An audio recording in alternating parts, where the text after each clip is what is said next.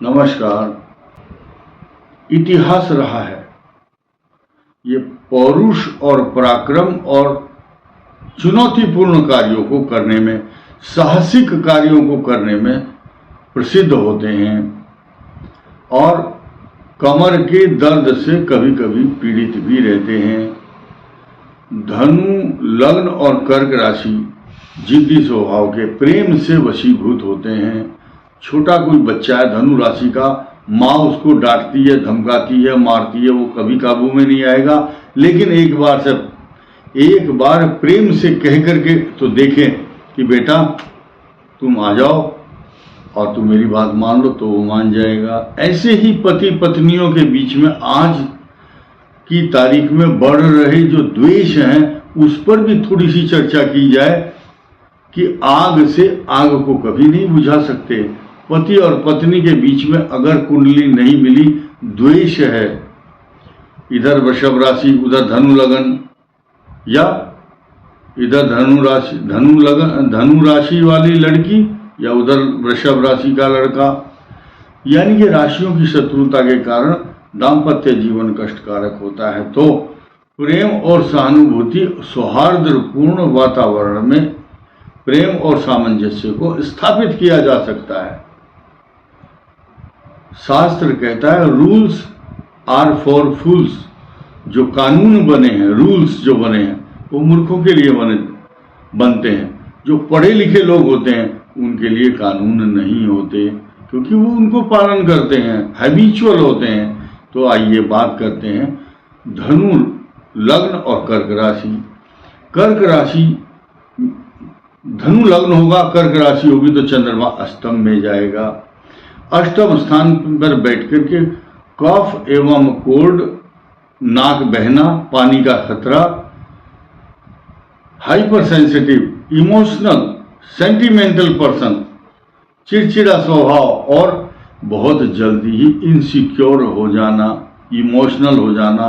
किसी ने कोई बात कही जो आपके अनुकूल नहीं है या कभी विषम परिस्थितियों में आप घबरा जाते हैं, तो आपको अपने धैर्य को रीस्टोर करने के बाद अपने आप को सोचना है और बड़े सहज भाव से, किसी भी परेशानी में बहुत सहज भाव से ये देखना है कि मेरा जो धैर्य है कहीं जवाब तो नहीं दे रहा, लड़ खड़ा तो नहीं रहा है।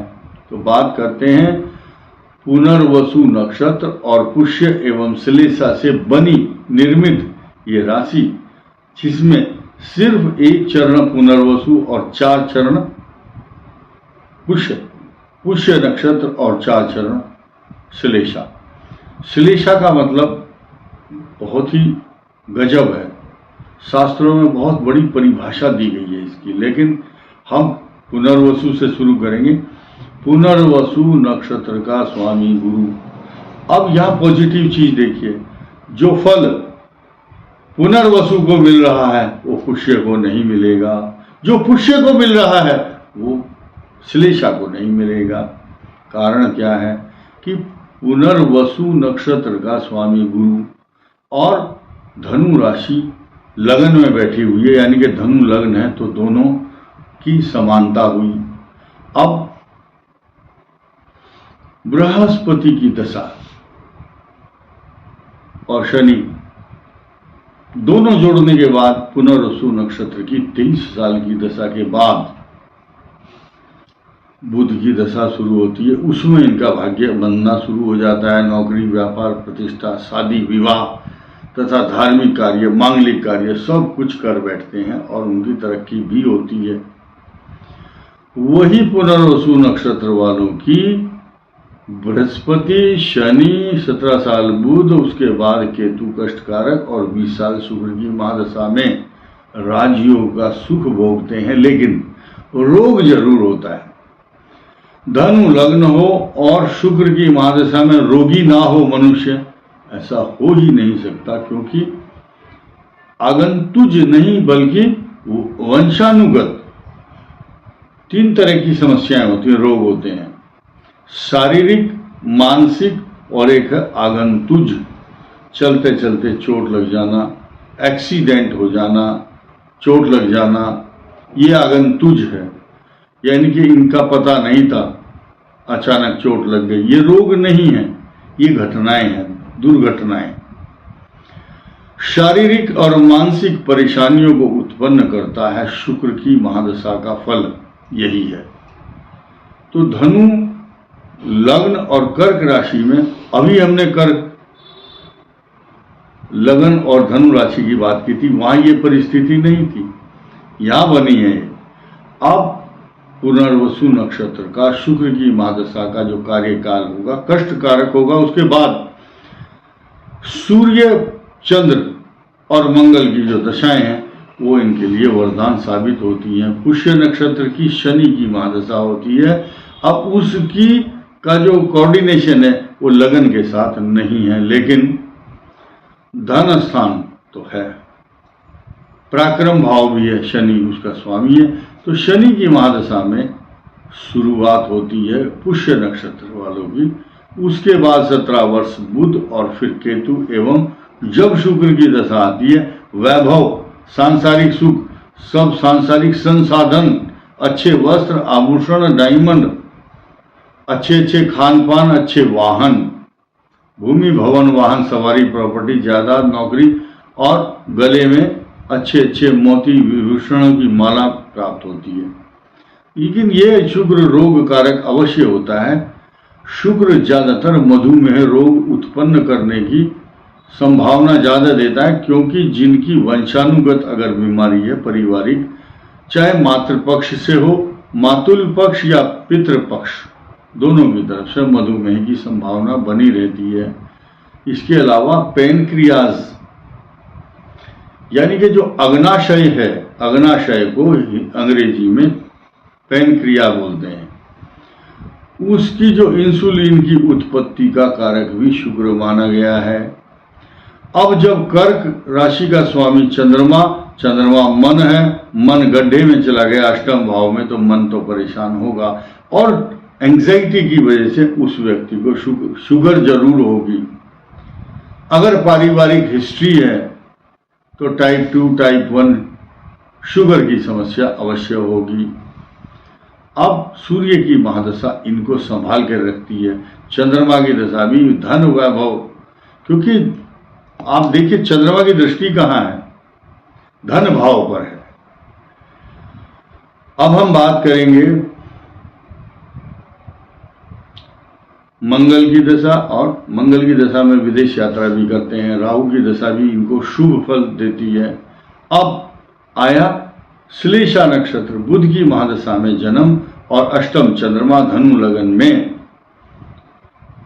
गंड मूल नक्षत्र की अगर शांति नहीं होती तो मूल की छाया का इलाज कीजिए। आप सरसों का तेल लेकर के अपना मुखमंडल उसके अंदर निहारिए, अपनी आंखों की जो परछाई है तेल के अंदर डालिए, फिर उस तेल उतना ही डालिए जितना कि आप मुख देख सकें, और फिर उसको पीपल के वृक्ष की जड़ के नीचे उसी तेल से दीपक जलाना शुभ होगा।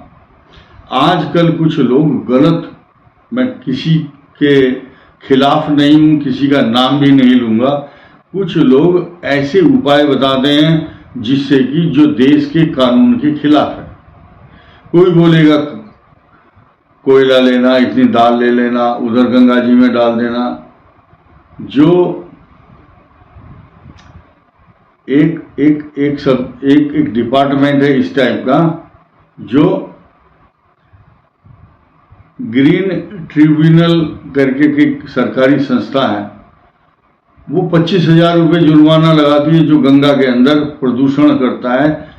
तो जो आजकल कुछ तंत्र मंत्र यंत्र के नाम पर, ज्योतिष के नाम पर कि ये सामान ले लो, गंगा जी में फेंक दो, कील फेंक दो, कुछ गंगा जी में स्नान करेगा और वहाँ कील पड़ी हुई होगी तो कील उसके पैर में चुभ जाएगी, क्योंकि जूता पहन कर तो स्नान कोई करता नहीं है। कोई बोलेगा शराब गंगा जी में डाल देना। मैं देखता हूँ टीवी पर कुछ लोग उल्टे सीधे उपाय बताने लगते हैं, तो शास्त्रों के आधार पर बात हो तो ज़्यादा अच्छी। कुछ लोगों को अच्छा लगता है कि हाँ बड़ा शॉर्टकट है ये उपाय, अच्छा ठीक है हम इसको कर लेते हैं, हाँ जी कोयला ले लो, ये दाल ले लो, एक ये ले लो, चीनी ले लो।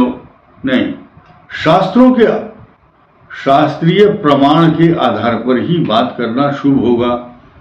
तो श्लेषा नक्षत्र वालों को सरसों के तेल में मुंह देख करके उस तेल का एक दीपक बनाया जाए और उसका दीपक जलाइए, या सरसों के तेल को पीपल के वृक्ष के नीचे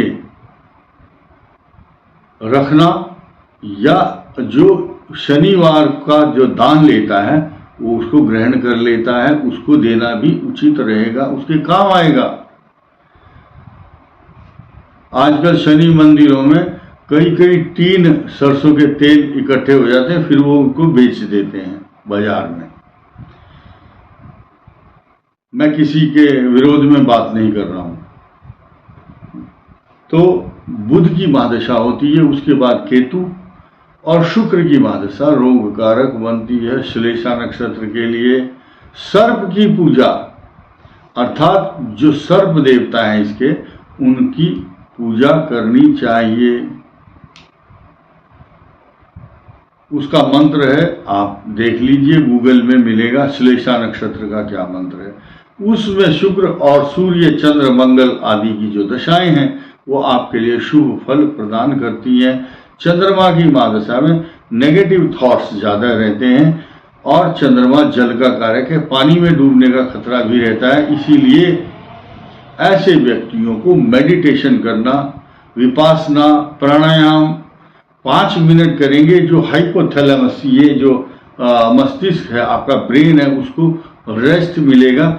जब आप प्राणायाम करते हैं तो उस समय आपके जो मस्तिष्क के तंतु हैं उनको रेस्ट मिलता है, और जो याददाश्त है आपकी बढ़ती है।